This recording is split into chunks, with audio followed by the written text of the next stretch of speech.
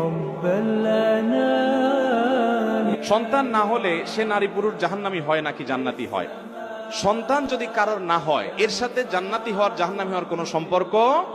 আমাদের দেশে কোনো পুরুষের যদি কোনো মহিলার যদি সন্তান না হয়, এই মহিলাকে সমাজের মানুষ মনে করে এই বোধহয় খুব খারাপ মানুষ, এর কপালে সন্তান নাই।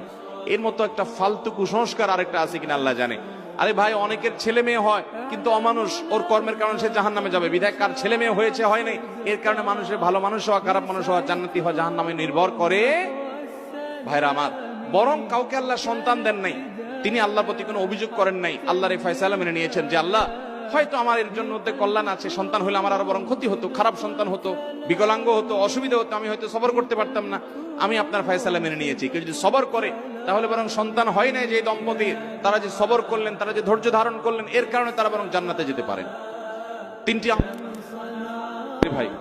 তিনটি আমলের কারণে মানুষ নিষ্পাপ হয়ে যায় নবজাতক সদ্য ভূমিষ্ঠ হওয়ার সন্তানের মতো। এর মধ্যে একটা হলো আল্লাহর কোন বান্দাকে আল্লাহ পরীক্ষা ফেলেছেন, কষ্ট দিয়েছেন, সে যদি সবর করে এবং উল্টা আল্লাহর প্রশংসা করে, আল্লাহ যে অবস্থা রেখেছেন আলহামদুলিল্লাহ, এই ব্যক্তিকে আল্লাহ রাব্বুল আলামিন নিষ্পাপ করে দেন, তার গুনাহ সব মাফ করে দেন, ভূমিষ্ঠ হওয়া সদ্য ভূমিষ্ঠ হওয়া সন্তান শিশুর মতো। অতএব যদি কারো সন্তান না হওয়ার কারণে তারা এরকম সবর করে, উল্টা তারা বরং জান্নাতে যাওয়ার পথ সুগম হবে। অতএব সন্তান না হওয়ার সাথে কারো জাহান্নামী হওয়ার কোনো সম্পর্ক না, এগুলো কুসংস্কার।